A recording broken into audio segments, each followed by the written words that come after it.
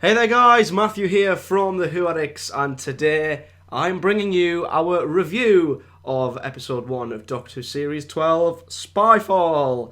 The main question is, am I here alone? Or have I been, or has Doctor Who been able to tempt back any of the Who Addicts? Me! Yes, Liv has been tempted. She's come back from the dark side and has came back to the good side. She was tempted by the dark side of the Force, but she has come back over. Jacob, unfortunately, could not resist the temptation of the dark side. The jury is still out with Jacob. He's still going to wait and see how Series 12 goes. But, let's just jump straight in. I spoke in my last video about how big this series is. Obviously, we're only one episode in. It could absolutely collapse into a calamity, or it could excel to being the best thing ever. But after episode 1, what are we thinking? This first episode, it's had a lot riding on it for me because in the lead up, I was not excited at all. Mm-hmm. I couldn't care less.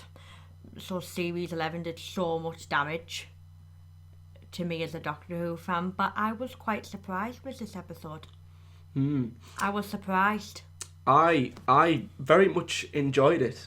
I think the thing was I went into it with like zero expectations. Me too. So, I was pleasantly surprised by it, and I just thought they seemed to just pick up the pace a bit.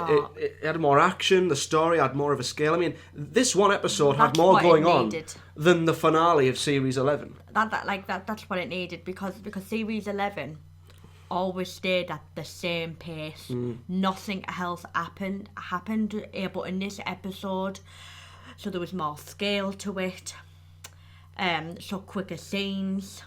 Straight away, the first thing that they showed before the titles even rolled was this thing happening in like 3 different countries, and that instantly just makes you think that what the hell's going on? This is obviously a big deal, and it's just little things like that so much more of a threat than the entirety of Series 11. Exactly. I mean, I remember in the Series 11 finale, the when something was happening to Earth. I can't remember because I've not bothered to watch it once since it aired. But they didn't cut to Earth to show what was happening. You need to really, really show people how much damage is being done. And just by the start of it, showing this thing, people being killed, agents being killed all over the world. This was before the titles even rolled. It just set the tone perfectly. You instantly knew that whatever was happening was going to be awesome.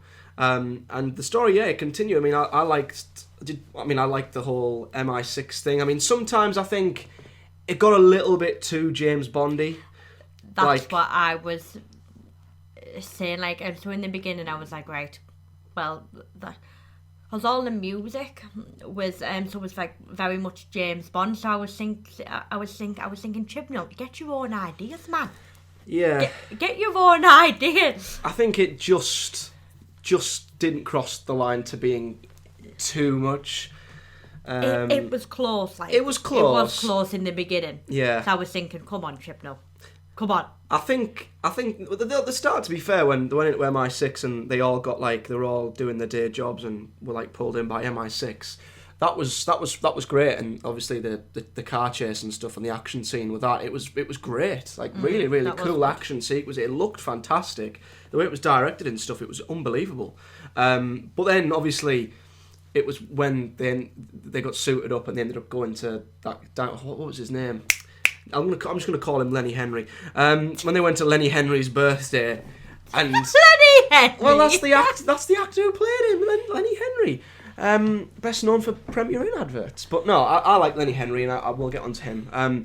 But when they went to his party, they pushed the James Bond thing to the edge, in tuxedos, and then the music was like it, and then she turns up and she's like, the name's the Doctor, and it's like, okay, that's enough. Yeah. But no, I mean, what did you think of the whole MI6 thing and the special agent thing and the way it kicked off with MI6? I think in the beginning, it's like I was saying, with the music and stuff, I was thinking, right, come on, this is just verging on copying James Bond too much. But then somehow it ended up then coming away from that. And then again, then with the tuxedos, you're like, well, we're all of a sudden supposed to back to the James Bond thing. Yeah, I thought it was okay. I mean, one of the things I liked a lot, and I thought Stephen Fry's character was fantastic when he played C. I wish he'd have been in it more, Stephen Fry's character. He was cool, but it was when they turned up and they were saying, Unit Torchwood. They've all gone. They're all gone, yeah. And there was a part of me, my heart just sunk and was like, oh, no! Why? They've not gone, they're still there somewhere. But I thought, pulling in the Doctor made sense. Yeah. It made her seem at least a little bit important. We'll talk about the Doctor, don't worry. But no, I thought the whole setup of the story and how it developed into the special agents thing, we obviously yet to still see how that's going to unravel, but I thought it was pretty cool. And it was a good way of getting the Doctor in and everything like that. Led into a couple of other things. We'll tease and leave the Doctor for now. Do you want to talk about the companions or the villain, who we still don't know much about? The villains I was going to talk about because I enjoyed them. The like in the beginning, so like before the title sequence aired, it was like so the build up, and in there I was thinking, oh, this is interesting. Oh, like so much better than all of the series 11 villains. Yeah.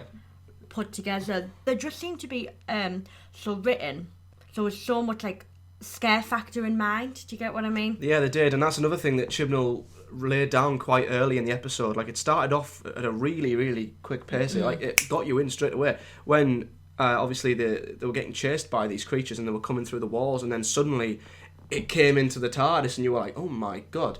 In a way I wish they'd not released that in the trailer, because seeing that scene first time, I'd have honestly been like, oh my god, how the hell's this getting in? And it would have made it seem even more like a... But you felt honestly like them creatures were just going to catch them no matter what. You could only run from them.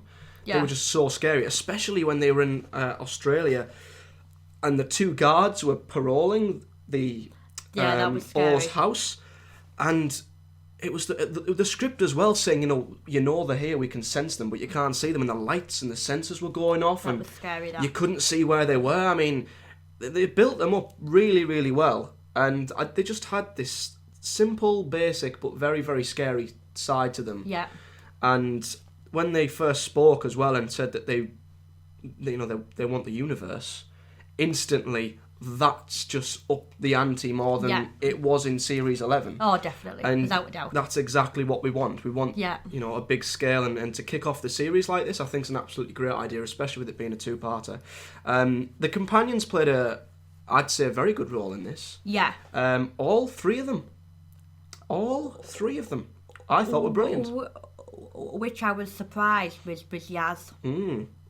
I honestly think, and again, I like how they, at the start, when they all got plucked from normal life and they were all thinking of excuses and stuff like that. I thought that was pretty cool. But particularly with Yaz, because I like how they chose her to be the one who, when they went undercover, she was the one who was taken by the creatures. Yeah. I was a little bit disappointed by how quickly they were able to rescue her. I was hoping that she'd be lost on her own for maybe the rest of the episode. Yeah. That's what got me. That could have been a time for her to, shine a little bit. But at the same time, the way she come back, she didn't seem herself. And like Lenny, and I can't believe I've forgotten this. I'm going to just keep calling him Lenny Henry. That he's 93% human. I have a feeling that Yaz is no longer 100% human. I think she's come back from that. And there's something, maybe she doesn't know about it, it's inside, and maybe she does, but she's not saying anything. But I think like Lenny Henry, I honestly think that something happened to her. I think and I hope that they've actually laid something and planted the seed for something, and that she's come back from that, and she's not just come back quickly and it was pointless. I honestly hope that they've planted something in her, and maybe in the next episode when they think they've defeated whatever these creatures are, Yaz turns out to be one of them or something. Or maybe she's been, they're following the theme of the episode, a spy, and she's now spying on the Doctor. So what I would have preferred was her to be lost for the rest of the episode, just because I was thinking, well, that might make the Doctor a bit more. Like wanting to get her back in it. Yeah, I agree. I think, if the Doctor had maybe realised she was in danger, and at the end, when the Doctor was landed in that place, wherever it is, she seemed to be pretty scared by it, so it's obviously a dangerous place. So if Yaz was to have gotten stuck there and the Doctor realised where she was, that could have completely made the Doctor flip and panic and be angry and want to get her out of there, and it could have maybe upped the ante even more. So I guess I just hope that comes to something. It wasn't just a quick 2-minute, Yaz has been taken, but she's back now. Yeah. She seemed pretty traumatised afterwards. She did. So I'm hoping something's happening. One thing as well that I thought, I have a feeling that a relationship between Ryan and Yaz is brewing. Developing. I think there's signs that Ryan is starting to fall for her. Yeah, because he mentioned her sister, and I think that might be another way of him maybe trying to hint. Cause it was just the way he was sat there saying, "I'm going to make sure that never happens to you again." I feel like they might be planting the relationship maybe. thing. And that could really make things complicated within the TARDIS team. So that I hope that they could explore that. Ryan and Graham, anything to say on them two? Solid. Graham as well, solid. As always. Yeah. I've missed that guy. Well, it's Graham. He was just terrific. Graham's Graham. He was. Legend. He was absolutely fantastic. Legend is our Graham. He is. He's amazing. So obviously they go and meet O. We'll talk about O at the end. But obviously, throughout all of this and all the secret agent stuff, one person I was evaluating very, very closely was the Doctor, who, again, we have mentioned many times, she is the one character who we honestly are desperate. I'm not saying I don't like her, but desperate to really, really like desperate to see her as the Doctor. And although I thought in moments she was good, my opinion of her is still not changed from Series 11. Not yet. And I know we're basing this off just one episode, but this was the thing I was scared of, because you know for a fact how much she irritated the life out of me. And in this episode it didn't change. Why? Stick with the funny lines that are cringy. Oh snap. Like, Chibnall, stop it out. It's irritated and it's cringeworthy. And in this scene that drove me mad. Oh, I've sent kisses. Oh, Chibnall! What you doing? Don't put them lines in. Or them lines just set her right back for me again. This is the thing, she's irritating the life out of me. She really is. Like the Doctor is supposed to be that person. So in them situation, that's stepping up, doing this, doing that, but to me she isn't. Yeah, I agree with you. I mean, I know we're basing this off just one episode, and I think and I hope that what happened at the end will change things. I hope so, because if not... Well, exactly, there's no hope, is there? Sort it out, Chibnall! But before that ending, which I can tell we are absolutely itching to talk about, the Doctor for me, she's still the same as she was in Series 11. She had moments where, you know, she looked a little bit like the Doctor, and I think it helped with how MI6 was sort of saying, you know, we need you, you're, you know, this and that, and everyone else has gone, you're the only person, and when she obviously met Owen, we now know that this was planting the seed for something else, but when he was saying about how he's got loads of thingies of when she used to be a man, and there was just a couple of little references in there that made, you know, reminded you of the character, but we were speaking to the Geek's Handbag after the episode, and he agrees with us, and I'm not going to spoil what he said for any people who like to listen to the Big Blue Box podcast. I can't wait for that I can't. Friday. I'm so excited. If you don't know, just search on your podcast provider. Best podcast out there ever. Yeah. Amazing. Search for the Big Blue Box podcast and your podcast provider. Friday morning, 9 a.m, be there. But we agreed. The performances of the companions felt natural, it felt real, it felt organic, but the Doctor just doesn't... It feels fake. It doesn't feel natural. It's like so forced with her. Like, I think that Chibnall is like forcing us to like her. And in the episode when I was watching, I was saying to myself, like, come on, Liv, like her, but I can't seem to get her into me. Yeah. And that's a shame. I'm the same. I think, and the 11th Doctor was the same. He had just as many, if not more, silly moments, but he always backed it up with a moment where he stepped up and he either was angry or he stepped up and he was serious, or he spoke someone down, and he just, he was always silly and funny, but you could respect that, and you could be, you could support that, and you could be by that, because you always knew that if stuff was to go wrong and someone was to not annoy him or get on his bad side like that, he would flip into being that Time Lord. But there still isn't that side to the 13th Doctor, that 1500-year-old Time Lord who's seen it all, been through all this, is scarred by certain things. There doesn't seem to be anything there behind them eyes. She just seems to be this hyperactive, bouncy person and I mean, I'm hoping it will change, but her performance, and I don't know if it's the script, because, like you said, some of the lines were cringy, like the snap line and stuff like that, but it still doesn't feel natural. No. When Jodie is delivering the lines, it still doesn't feel natural. I think Geek said, or someone said, it's still like she's reading them off the script. It still doesn't feel... the 10th Doctor, for example, or the 4th Doctor's probably one of the best. They could reel off these crazy sentences and lines, and it would just feel natural because it was the Doctor, and you'd believe what they were saying. But with Jodie, her Doctor doesn't seem... Maybe it's because I just don't see the Doctor in her yet, but when she's saying certain things, they just aren't resonating with me at all, because I just don't believe she is that character yet. Because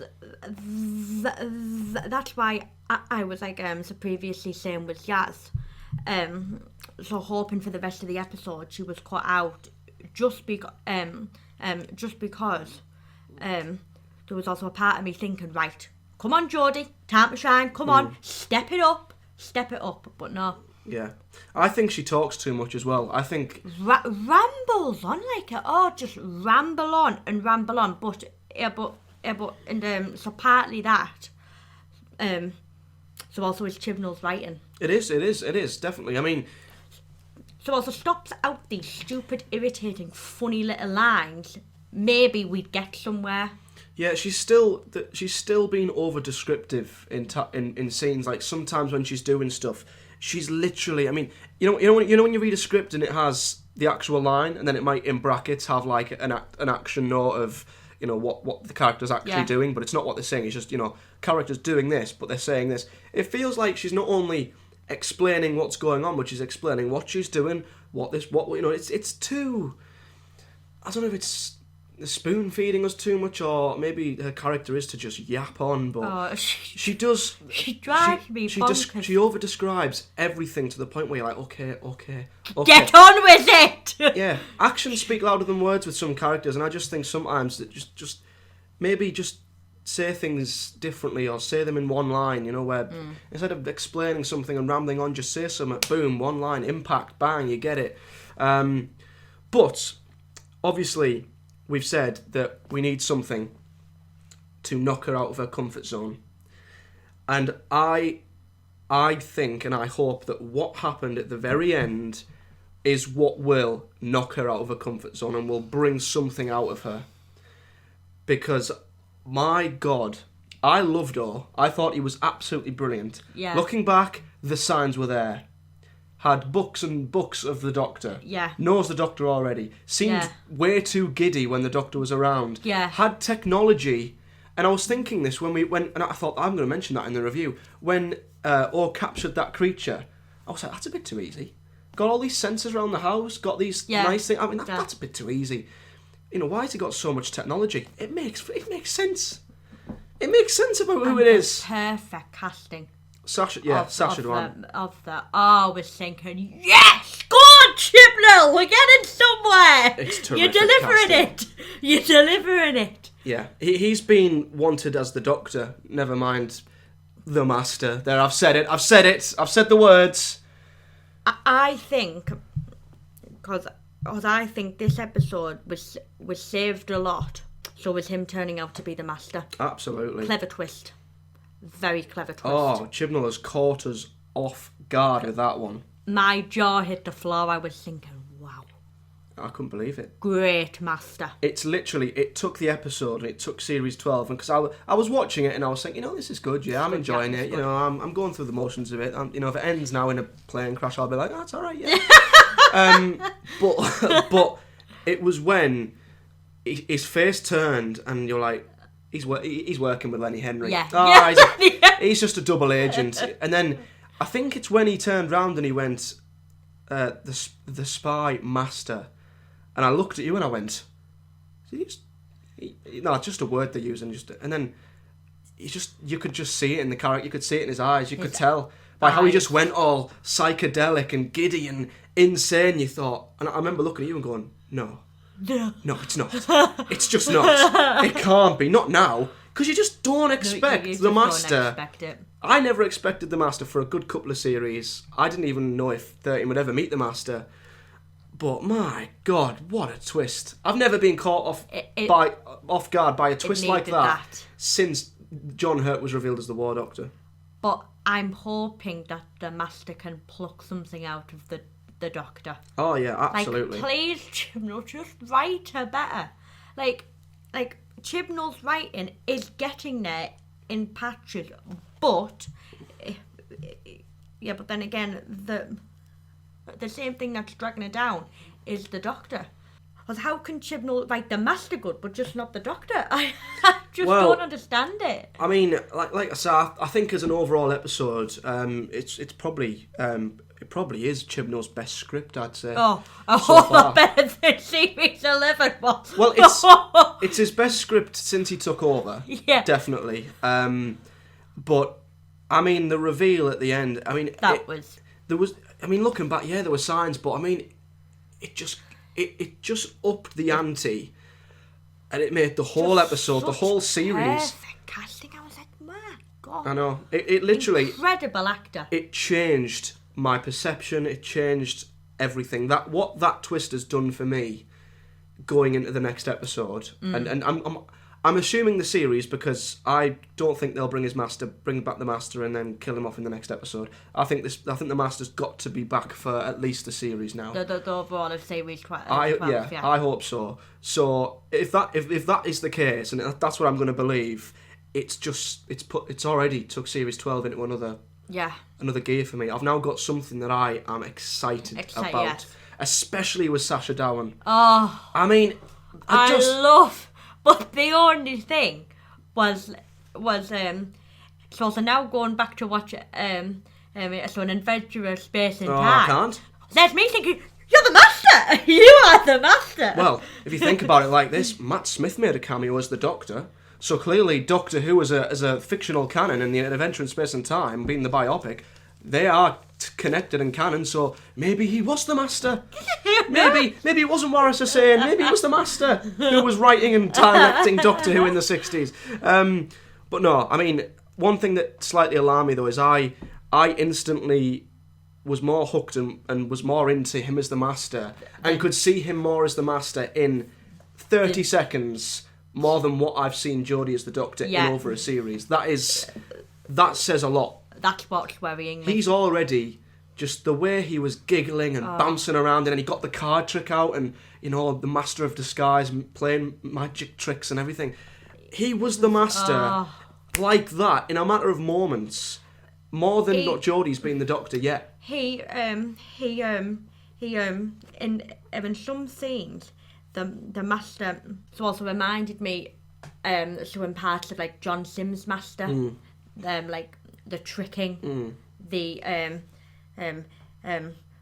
cause the face changes, everything. It was and absolutely, yes. It was an amazing, absolutely unbelievable twist. And it's changed everything.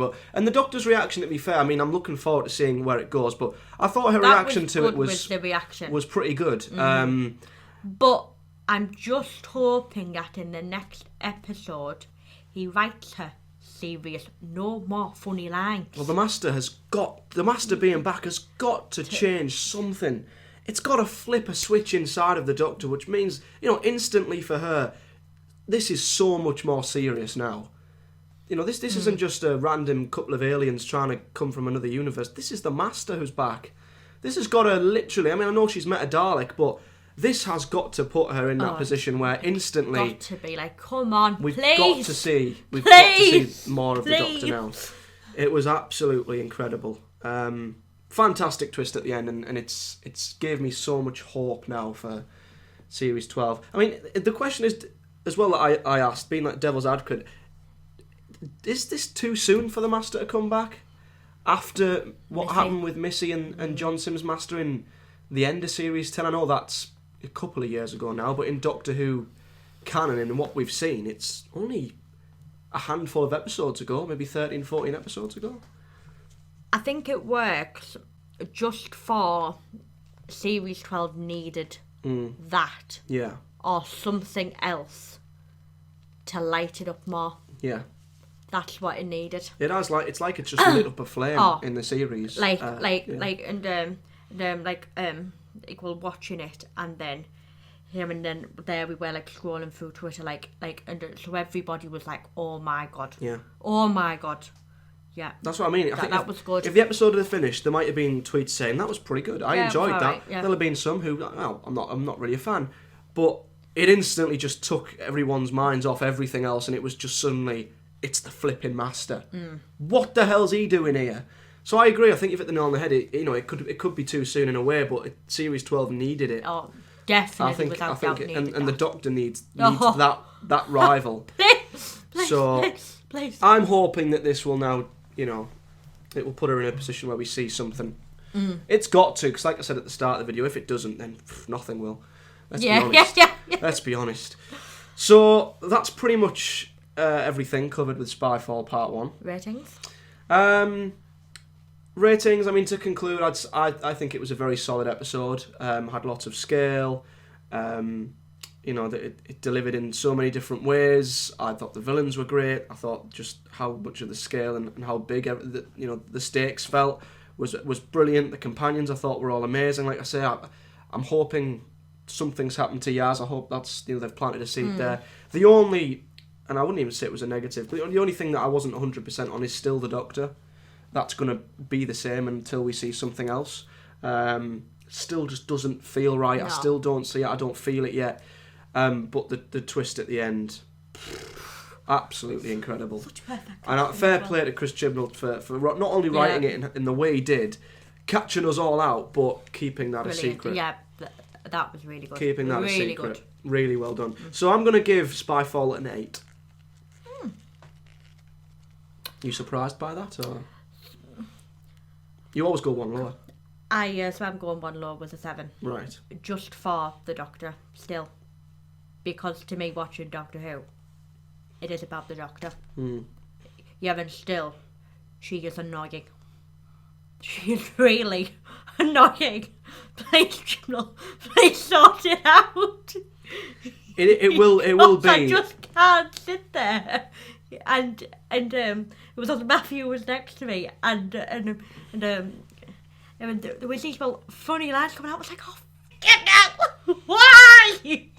Stop it! I can't ever play Snap again now.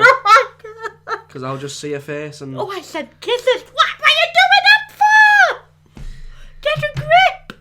It was obviously it was the only negative of the episode. But overall, it was a fantastic episode, and I am very much excited to see where it goes next time. We are on to a good start. I just hope it keeps up this way. Because if not, oh dear. No, let's be positive. Let's not think about if it doesn't. Let's hope it does, and let's hope that they can keep this sort of momentum going throughout the series. And after this 2-parter, when I'm guessing the Master will probably disappear or escape for a bit, they don't sort of drop back into Series 11 style body. Series 11, style episodes. Not all of them, but a lot of them. And they can, keep some sort of story arc in the background. We've seen plenty in the trailers of something's coming for the Doctor. Is that the Master? What is it?